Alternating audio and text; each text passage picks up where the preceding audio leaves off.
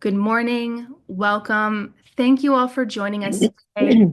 We appreciate you sharing your time this morning for this special masterclass. My name is Jennifer Skarupa. I'm a digital platform trainer with McGraw Hill, and I'm so excited to welcome you to today's class. The topic for today is promoting health equity in nursing, actionable priorities. And we have Dr. Gia Daniel and Dr. Susan Hassmiller. This is presented by McGraw Hill in partnership with Sigma Theta Tau. I'm going to go over a few housekeeping items before I hand the mic over.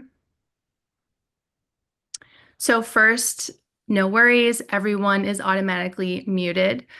Our webinar will be recorded. You will receive a link to the recording via email within a few days.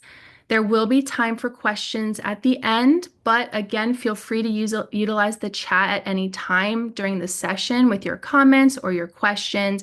My coworkers and I are on, and we will be monitoring it throughout the discussion.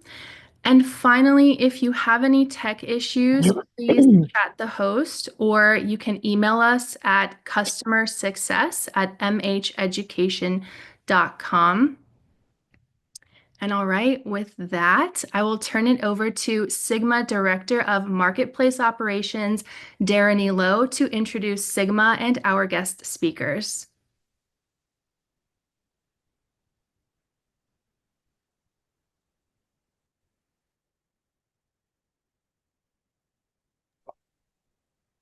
You're on mute, Darren. My apologies. Again, I'm Darren Lowe, Director of Marketplace Operations. Really pleased to be part of this masterclass.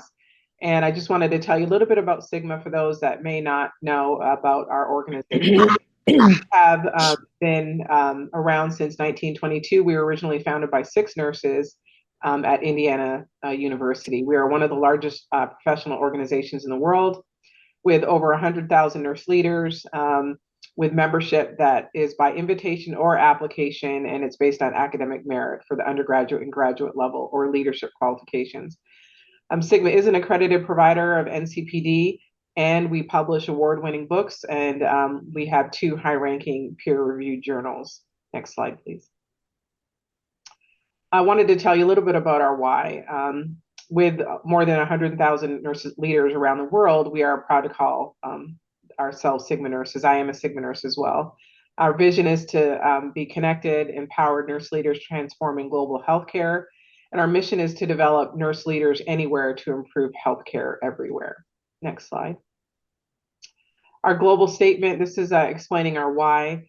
We are an international community of nurses dedicated to the advancement of knowledge, teaching, learning, and service through the cultivation of communities of practice, education, and research. Next slide.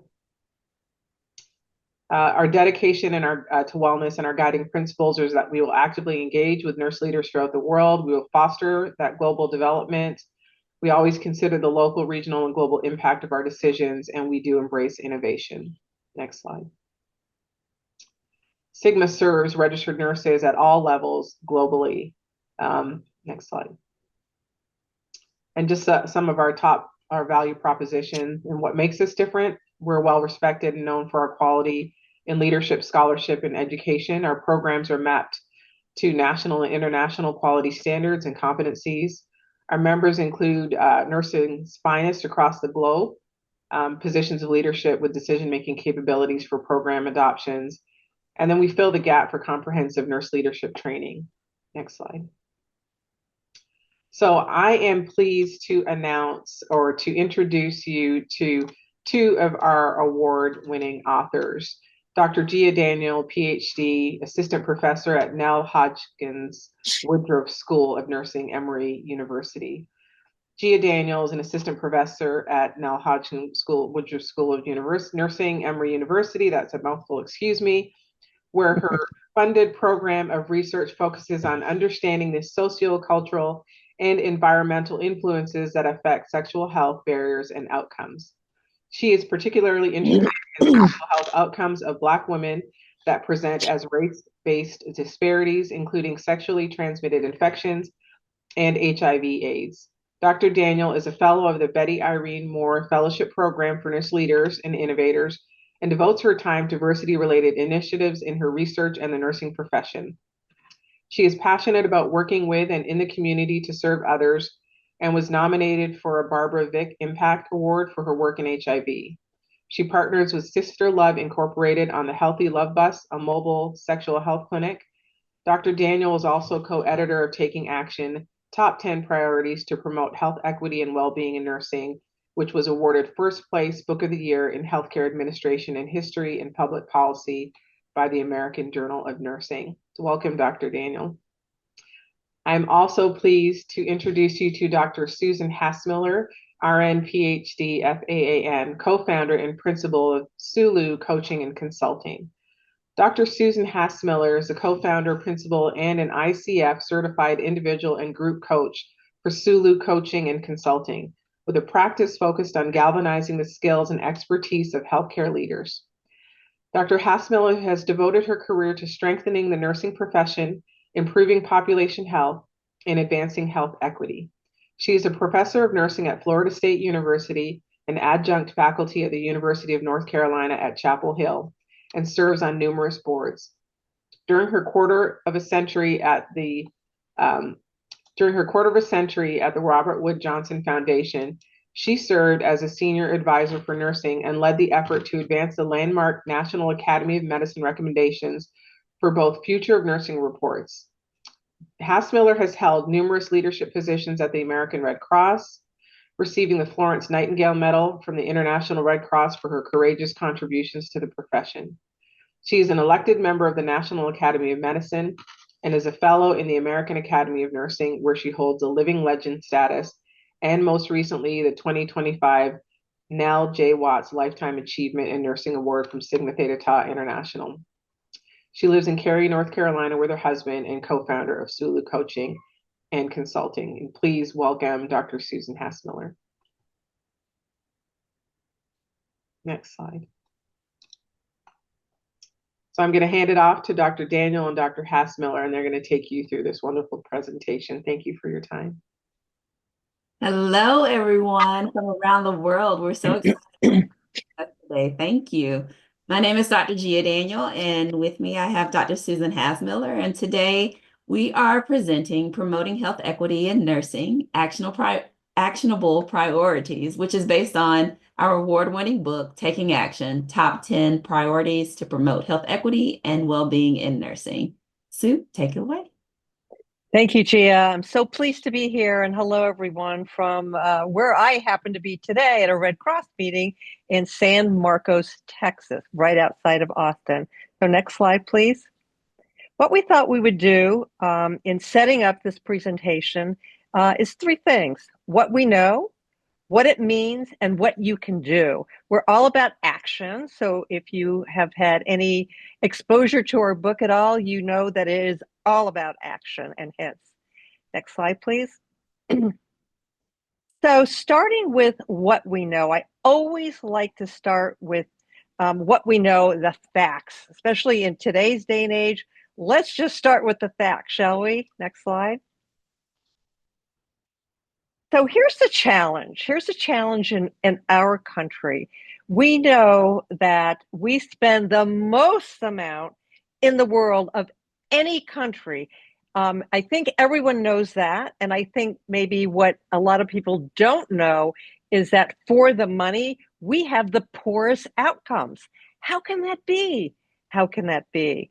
It is really because of disparities. So if you look at this slide, you'll see just a couple of the developed countries around the world and around some of the outcomes that we track in our healthcare system. And you will see that we don't do very well at all. Next slide, please. You know, and let me just say, I don't have this slide in particular, but I'll describe it. There's a slide that I sometimes use that shows what we spend versus what we get, right? And the dots along a line with all of the countries, and we are this sole dot in the right-hand corner for what we pay and what we get. This just shows, this particular slide shows an association that tells us that there is a very direct correlation between, quite frankly, our income, the money we have, and how long we live. Next slide, please. So, health equity. Health equity means ensuring that all individuals have a fair and just opportunity to achieve their highest level of health, regardless of social, economic, or environmental conditions. As nurse practitioners, understanding and addressing health inequities is integral to providing the best care for your patients. Health equity is a fundamental principle in nursing. To make real progress, we must address the root causes of health disparities. And these causes often stem from structural inequities. I showed you one, right? Social determinants of health, I'll show you a list in a minute, and a lack of cultural competence, all of which require us to take action, which Gia will go over a little bit later. Health equity is an essential concept that aligns closely with the core values of our profession: caring, advocacy, and justice. As nurse practitioners, it is crucial to understand the significance of health equity in this country as it shapes the care we provide and the impacts we have on patient outcomes. So next slide. So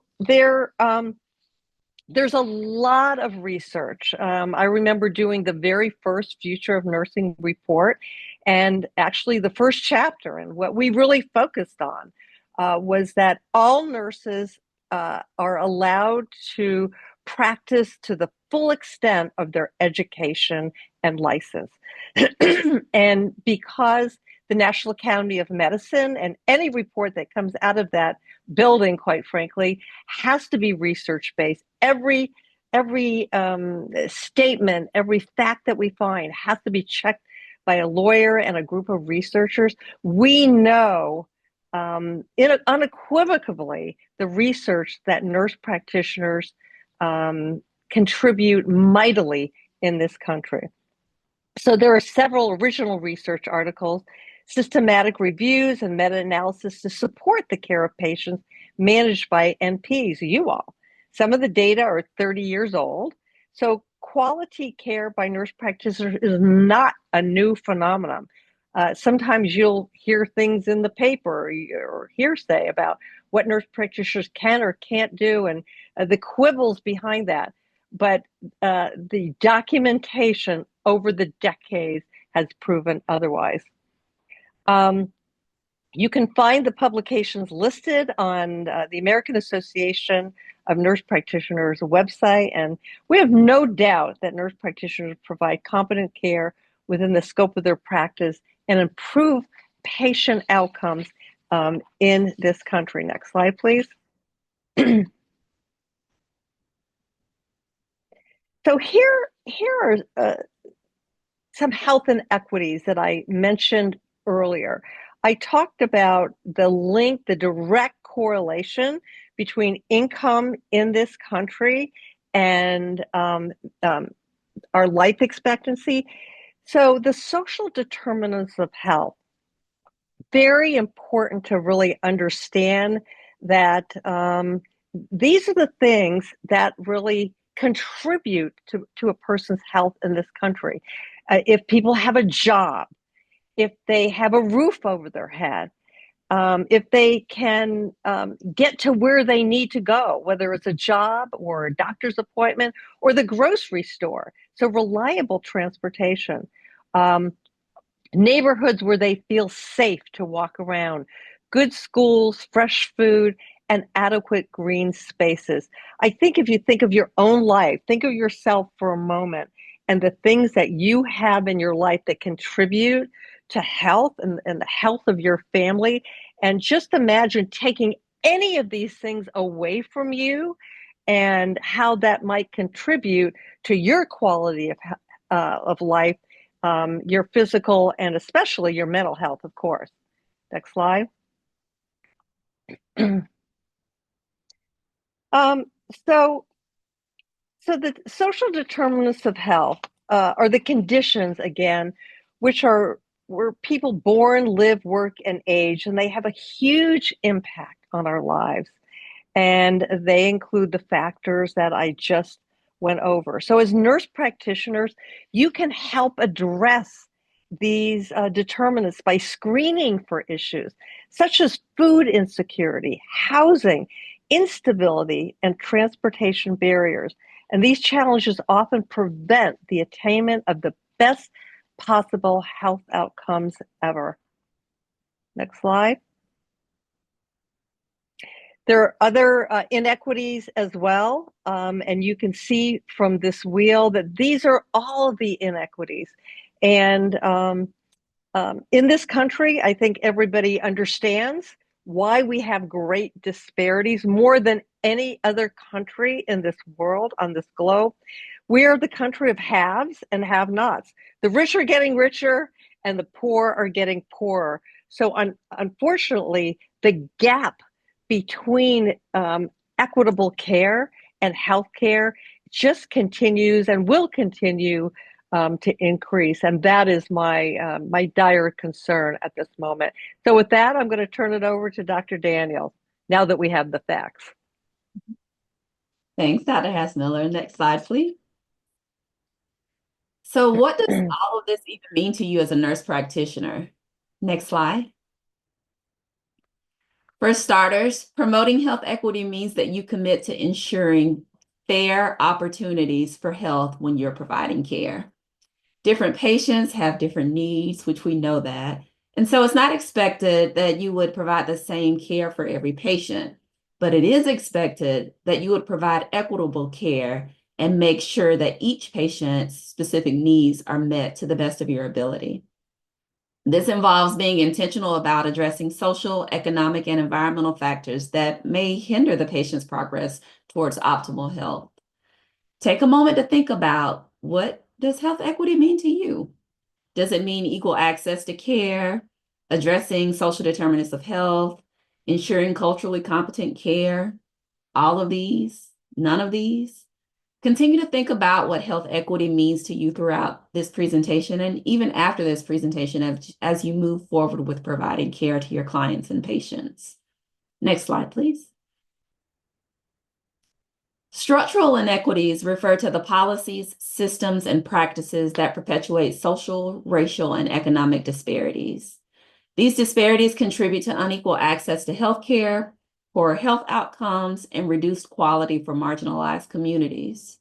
We typically inherit these structures and systems in which we work, and it becomes the norm. But just because it's something that we've always done in the past doesn't mean that it's necessarily the correct way to continue doing it. Or in the case of healthcare, it doesn't mean that it's conducive to equitable healthcare for everyone. For example, healthcare reform was introduced years ago to expand access to underserved communities. However, many states in the U.S. chose not to accept the government aid, and communities suffered.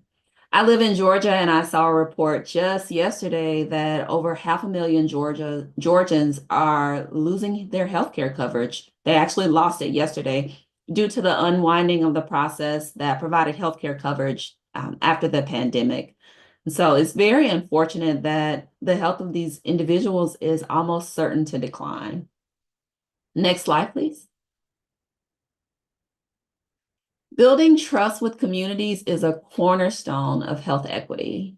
Trust is the foundation of any effective nurse-patient relationship, especially in underserved populations that may have historically had negative experiences with healthcare systems.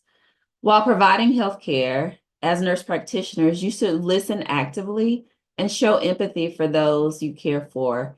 Those are key components to providing equitable care. You most likely live in the same community, city, or region as the people that you provide care for. So being an active member of the community by participating in health fairs or health outreach programs can build trust and rapport with your communities before they even come to you for their healthcare needs. So when they do need care, they're more likely to be transparent with you about what's going on with their health condition and trust your recommendations related to care. Next slide, please. Cultural competence. Cultural competence is essential for providing care, absolutely. You want to provide patient-centered care to individuals with diverse backgrounds, and cultural competence is at the core of that. So please understand that providing cultural care and cultural competence itself is not about knowing everything about everyone else's culture. That's virtually impossible. But cultural competence is about recognizing and respecting the central values, beliefs, and practices of clients and patients you serve. As nurse practitioners, incorporating cultural competence into your practice can help improve trust, satisfaction, and outcomes. Just imagine how much more likely it would be for your patient or client to follow through on their care plans if they were involved in creating those care plans, which were respectful of their cultural insights. Next slide, please. Policy advocacy is another critical strategy for addressing health equities. By advocating for policies that address healthcare disparities, nurse practitioners can influence systemic change. Nurse practitioners can work at the local, state, national, international level to push for policies that improve access to care for marginalized populations worldwide. Next slide, please. As we've seen today, addressing structural inequities, understanding social determinants of health, building trust with communities, fostering cultural competence, and engaging policy advocacy are all key strategies to promote health equity. These priorities are interconnected, and as nurse practitioners, you are in a unique position to implement these strategies in your daily practice, advocating for policies, fostering patient-centered care, and ensuring equitable health care for all around the world.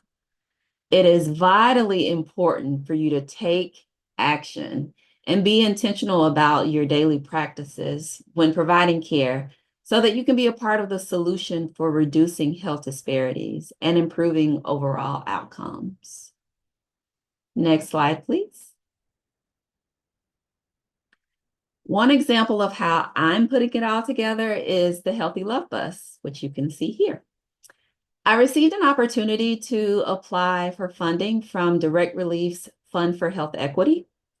And since my research focuses on sexual health, I was already starting to work with Sister Love, which is the oldest sexual health and reproductive justice organization in the Southeastern US.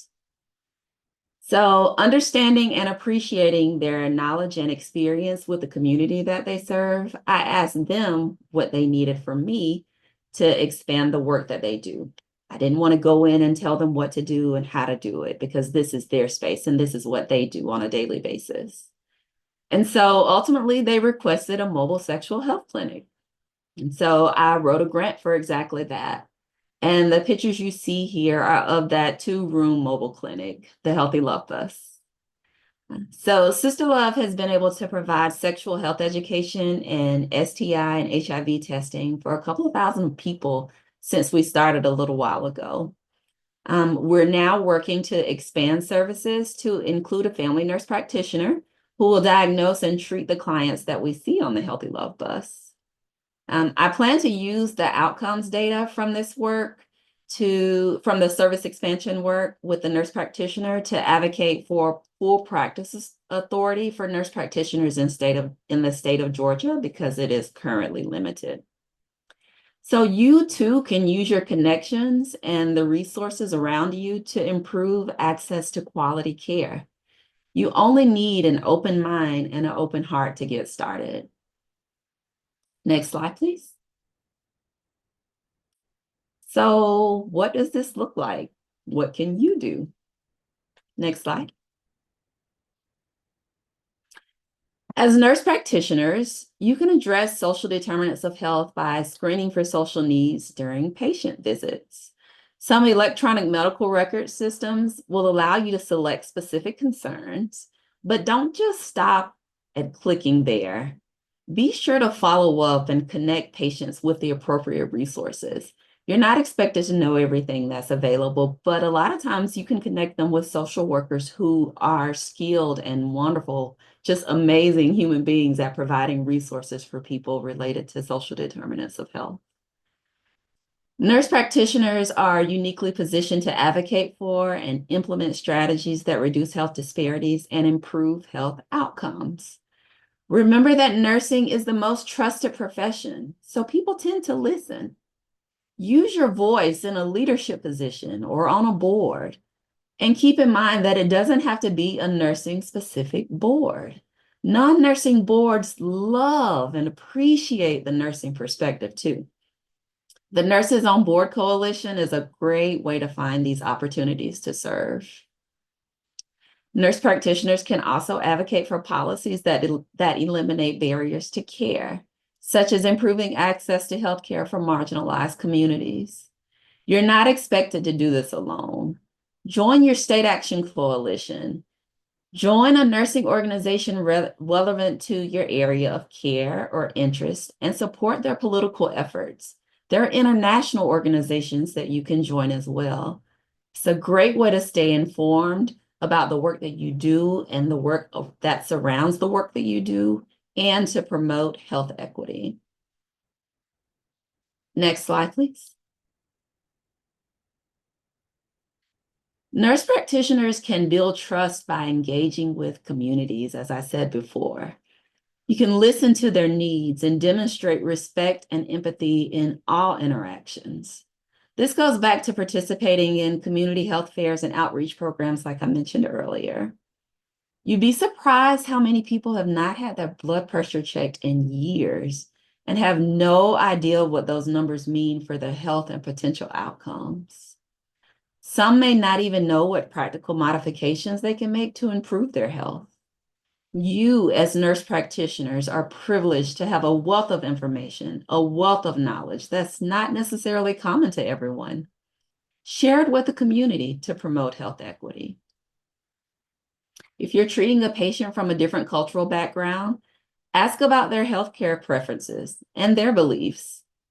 They may practice a different type of healthcare based on their traditional background, their cultural background. Take that into consideration. Make sure that these are reflected in their care plan. Simple questions like, is there anything culturally that I should do, that I should know to help you best, can go a long way for fostering trust and respect. Nurse practitioners can influence healthcare policies through advocacy by working to reduce healthcare costs, which often disproportionately affect low-income and minoritized populations. Nurse practitioners can also engage in policy discussions at the state, national, international level to ensure that health policies promote equitable access to care for everyone. Joining organizations or boards, like I mentioned previously before, is a great way to do this. If you're up to it, run for office.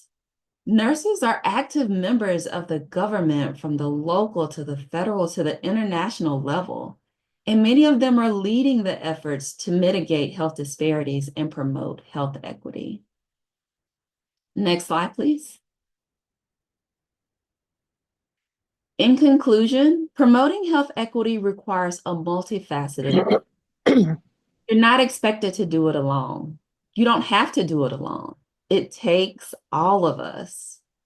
It involves addressing structural inequities, understanding the social factors that influence health, building trust with patients and communities, fostering cultural competency, and advocating for policies that reduce disparities. As future nurse practitioners, you have a significant opportunity to influence positive change in healthcare systems and improve health outcomes for underserved populations.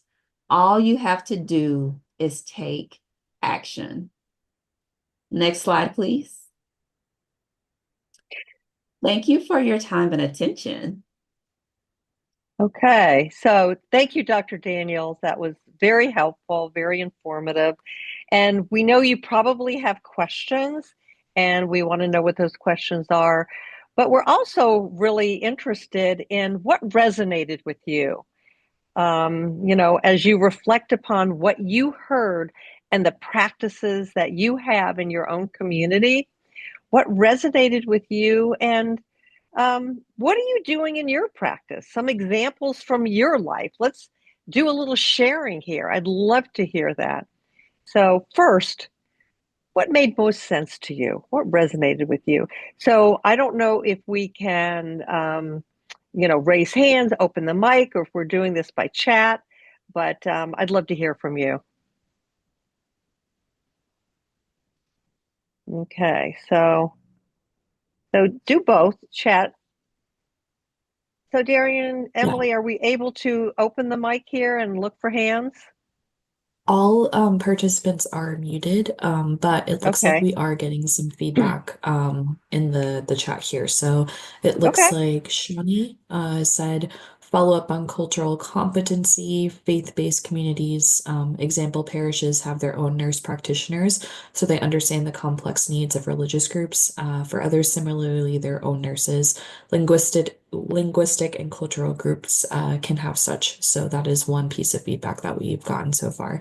But yeah, please, to our attendees, feel free to share your feedback and reflections in the chat. If you have questions, we also have the Q&A open as well. Okay. Yeah, let's keep this chat going. Because Yeah, sometimes when people put things in the chat, other people learn. So what yeah, it looks resonated like with you? Tasha also added taking action in public office resonated with them as well. That would be awesome. That would be awesome. There is an organization that I'm involved with. I'm actually involved with the one that Dr. Daniels mentioned, Nurses on Boards Coalition, that you can contact if you're interested in being on a board. But there's another organization called Healing Politics. And if you are interested in running for office, you can go to a 1 week training session. There is one coming up, let's see, I think it's in the summer, and you can learn all there is to know about how to get that process started in your own life. And I love it. There's a lot of physicians, quite frankly, who are in office around the country, not that many nurses. I would love to see more nurses. So I'm so glad you mentioned that, Dr. Daniel. Gia, can you put that in the chat since I'm only on my little iPhone here? It's Sure. Healing Politics is the organization, Healing Politics. And then the other one is nursesonboardscoalition.com. Yeah. Okay, so there's one example. I am following the chat. In Kerala, local government has its own PCN, and this has effectively raised reach for PCN by 60%, far above national average. That's fantastic. There's so much we can do in this country. As Dr. Daniel said, people do listen. And remember that social determinants list that I showed you that had to do with food and housing and clean environments, safe environments. There are organizations, just like there are nursing organizations, there are organizations that sort of, take leadership around those topics, those particular social determinants. So having a nurse on their boards will lend the health picture. If it's a organization on food and hunger, just bringing in that health focus from nursing is so beneficial. Just think about it. Think about your own community. What else resonated with you? I really appreciated a response from Shani, I'm sorry if I'm pronouncing your name wrong, earlier, where she talked about the different types of nurses and the different organizations, the different communities based on need or religion. I think that speaks to the diversity of nursing, which is such a beautiful thing. It makes our care. It makes our care relatable, and it really is valuable when people from their communities become nurses and nurse practitioners and go back to their communities to serve. Yeah, yeah. Someone they could have that these thoughts could be applicable to all types of nurses, not just nurse practitioners. Absolutely. This is Oh, foundational to any type of nursing. yeah. I remember when I started out and I worked in a clinic in a federally qualified health center. Some of you may work there. And I remember having patients or clients come in and they would be late or they missed their appointments or there was just a lot of things going on with these folks. But is if we as nurses can like suspend judgment and to understand this may be a transportation issue, a hunger issue, a roof over your head issue. So go to those social determinants as a go-to first, as an explanation as to, why some of these things are happening with your people. Darren, did you want to chime in? Yeah, there was a question about what communities offered through Sigma. Can nurses join to continue this conversation for nurse leaders, such as the nurse education or educator community? Through the Sigma website, there's a couple of opportunities on way that you can get engaged. And I'm just speaking specifically right now to the global initiatives. But if you do go to the Sigma website, connect and engage, that area there's opportunities to connect and engage through the circle. Global gives you opportunities to join a Nursing Now challenge to help develop the next generation of young nurses and midwives and leaders and practitioners. United Nation, with our special consultative status, you can be a representative or a liaison or youth representative to support the Sustainable Development Goals from the UN. And then you also have the ability to take a virtual mini academy on global advocacy. So it provides the opportunity for nurse advocates to advance their role in global healthcare. So that's just a couple of ways through Sigmas that you can get attached to some communities, and of course at your local chapter level. But thanks for that question. I love those opportunities. Here's one that just came in. What resonated with me is the inequity and inequality to access health care by HIV infected persons due to out-of-pocket payment for health services coupled with the social stigma associated with HIV. Yeah, so that's a resonation. Dr. Daniel, there's one question here. How do you start writing grants for a nonprofit community organization that serves diverse populations? Dr. Daniel can probably help you with what it takes from her end. I worked for a national philanthropy for 25 years. I can give you some examples from the foundation end, but Dr. Daniel, you want to start that off?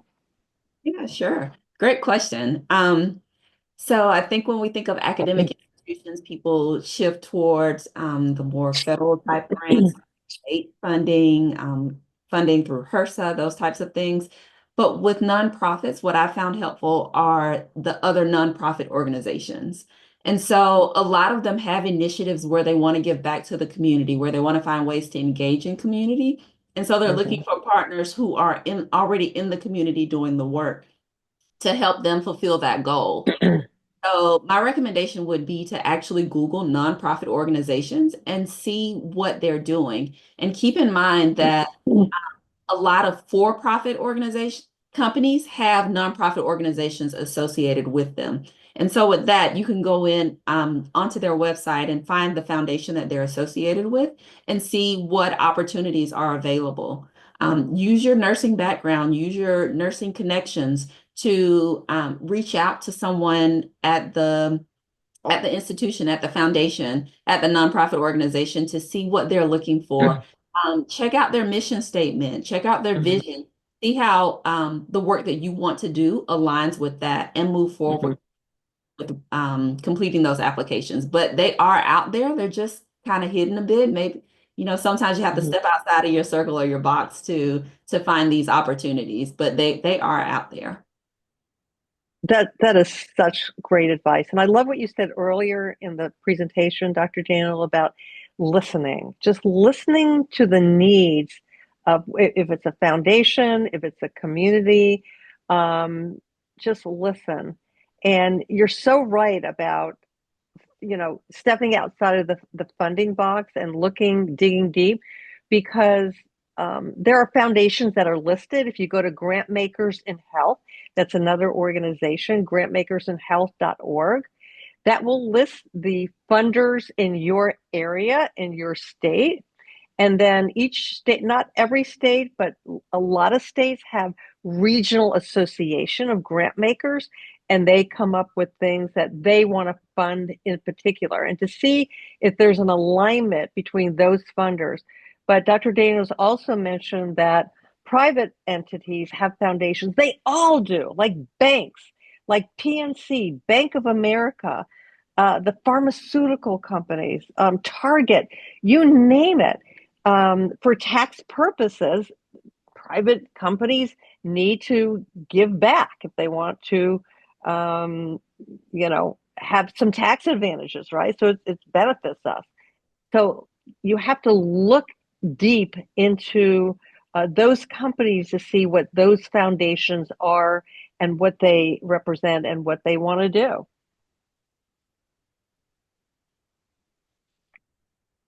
There's another question here, and I think the person would have to say more because uh,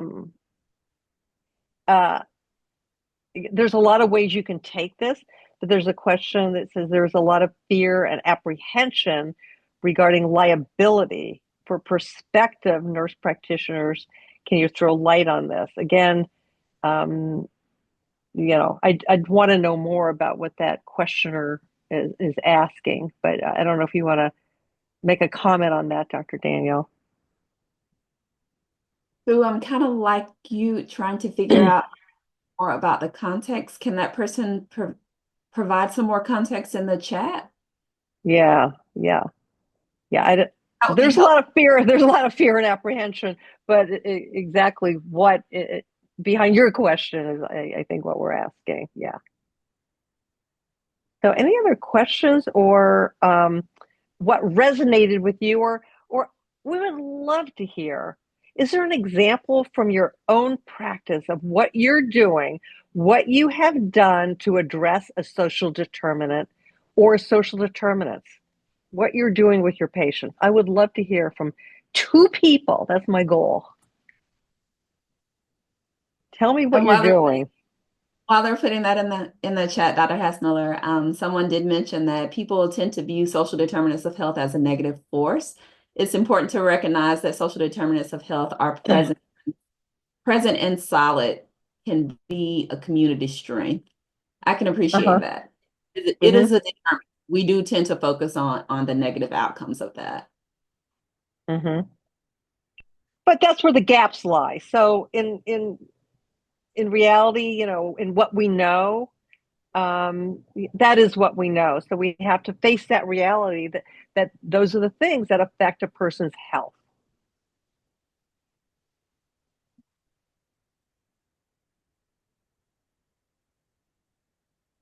Anything else here?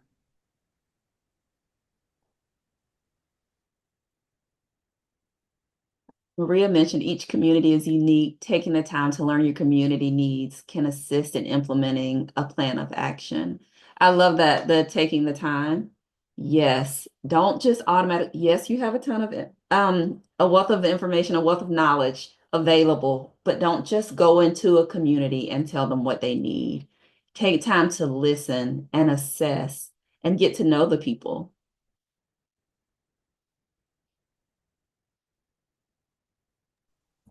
It looks like we've got some examples in the chat here. Carol says, I promote health literacy, explanations given to patients in terms they understand. Okay, that's Looks great. like That is Shannon says, we developed a health equity health providers train the trainer program to help bring education around equity and social determinants of health to clinicians. Deb says we screen people for social determinants and refer patients to food resources. Beautiful. They're already taking action. I love it. Yeah, this is Okay. So that is fantastic. that is our job as nurses.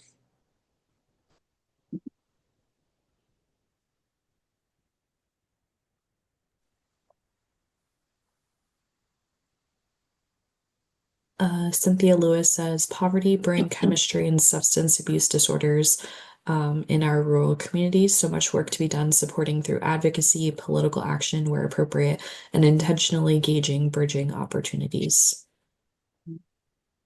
And Tasha says, look for teachable moments is what I tell students, patients, and colleagues. We all have experience with social determinants of health. I encourage people to look at their own personal lives or that of a family or friend so you can understand some of the challenges people experience. Beautiful.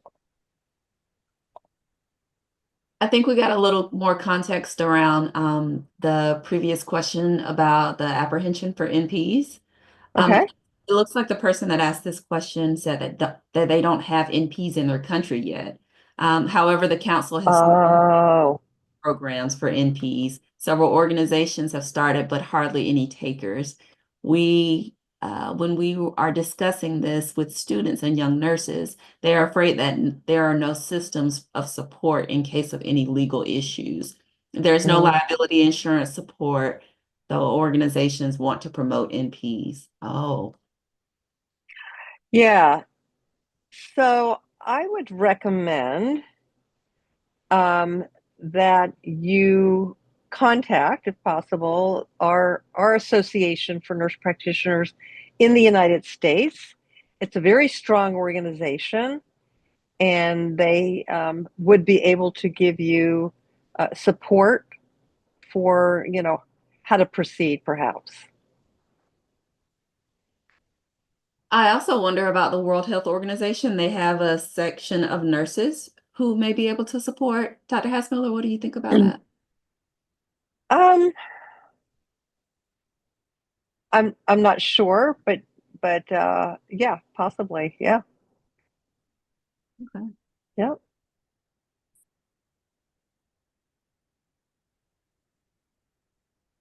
Deb Wody, I'm not sure if that's how she pronounces it. She says her country publishes a resource guide. Do you mind sharing what country that is? She says social determinants of health is always a focus. Mm-hmm. Oh, someone else That said it. that country or county? Uh, Up county, you're right. Mm-hmm. That's great. So there should be resource guides in every community, and it's just knowing where to find the information. And Deb says she's in Ohio. Got it. Mm-hmm. Okay.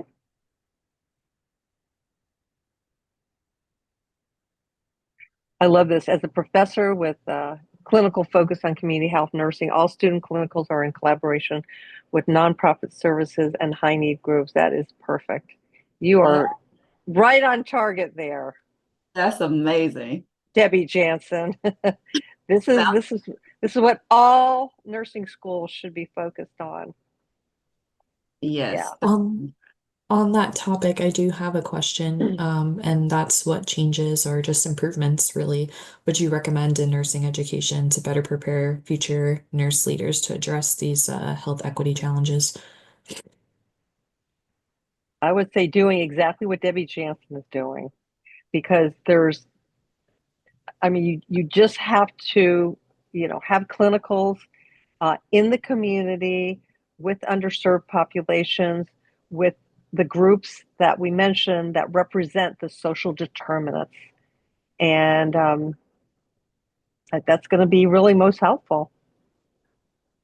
Yeah, I think it's one thing to read about it and how, but it's a completely different experience to have that hands-on experience. Even if you're a member of the community, it's still a different experience to look at it from your nursing lens, from your nurse practitioner lens, from a healthcare provider lens, looking at what people need related to their healthcare, looking at the gaps in the care that they have not received versus care that they need.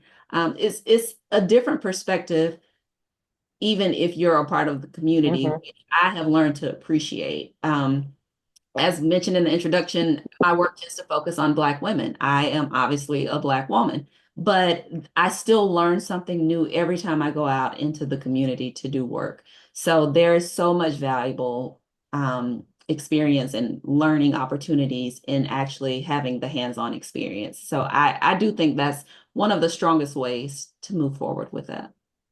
Right. And I'll mention two things, putting humility aside. Get inspired by reading the Taking Action book that Gia and I did. There are so many examples in there of what you can do, as a nurse in your community, in your practice, and you can, sort of try to mimic some of the things in the book, or just be inspired by them and let the juices flow. The other very, very, very important resource that I will tell you about is what started it all for me, which is the Future of Nursing report on nurses achieving health equity. We worked for 2.5 years on this book, all completely evidence-based, about where we are in this country and what nurses can do to achieve health equity. And there are recommendations in that report that you can follow. It's a thick book. You don't have to buy it. You can go online at the National Academy of Medicine. Gee, if you can put this in the chat, National Academy of Medicine, Future of Nurses on Nurses Achieving Health Equity. And you can go right to the recommendation. You can read all about it. We have a lot of words in there, but you can read the recommendations and see what resonates with you, and then bring other people along in your own community around a particular recommendation. So those two things, in addition to what Debbie Jansen is doing in her own community, I think will put you in very good stead.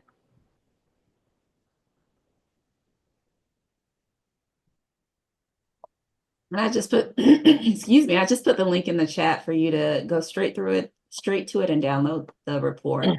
Oh, that's wonderful. Thank you so much. Yeah. And I believe you have some references, Doctors Daniel and Hassmiller, right, as well, for taking action. Oh, yes. On the next slide, we listed some useful resources for taking action, whether it be There you go. from There some you go. perspective to learn about it and some people actually putting it into action. Yeah, and we will send out a recording of this presentation after we wrap here in just a few minutes later this week. And we can also include a link to this this PowerPoint here so you have it for your reference, but also you can go ahead and click into these different resources here and have them for your toolbox. Yeah. I'm looking here, Dr. Daniel. I don't see the actual Future of Nursing report on nurses achieving health equity in this reference list. So that should be like at the top of the list, or maybe second after the Taking Action book. I do apologize for that. I'll be sure to add it. So when it's yeah, we'll add that one. Yeah, we'll add it and Okay. make sure that it's in the post-event follow-up. Yeah, that's what started it all. Can you add both of them? Because I know they did the 2010 version, and then Yeah, we can do the 2010 version that I led is not specifically on health equity, but it's on building nursing leadership capacity in this country. Oh, really around the world. It's the most downloaded publication of the National Academy of Medicine ever, because it's been downloaded so many times by people all over the world. So it's world renowned. And then the second one focuses specifically on nurses achieving health equity. So both. Okay, I think we have. Fantastic. Yeah. I think we've done it here. Yeah, we've gotten through our questions here. So if you do have any follow-up questions, Jen, I know you can kind of take us out here with the bullet points as we lead out. Yes, well, thank you both so much for that wonderful presentation and your insight into such an important topic in healthcare, and specifically how nurse practitioners can help to address some of these issues, and for providing these wonderful resources here for how to take action. I love that Dr. Daniel mentioned that nursing is the most trusted profession. And thank you all so much for coming to this presentation today of health equity in nursing, taking actionable priorities. We hope you learned something new and are empowered to take action in your communities. You can find their book, Taking Action, Top 10 Priorities to Promote Health Equity and Wellbeing in Nursing, on Access APN. We dropped a couple of links in that chat that you can scroll up and take a peek, along with some other resources that can help you take action to promote health equity and health care in nursing. And again, be on the lookout for these materials and for the recording within the next couple of days. Thank you all again. I hope you have a wonderful rest of your day. Thank you, Dr. Daniel and Dr. Hassmiller. It was wonderful. And then go to Sigma Marketplace if you want to get a copy of their book. It's an absolute great resource. It is an award, AJN award winner. So very valuable read to help you in your practice. And I dropped some information about the Circle communities in the chat as well, if anyone's interested in exploring that. Thanks, everyone. Thanks, everyone. Bye.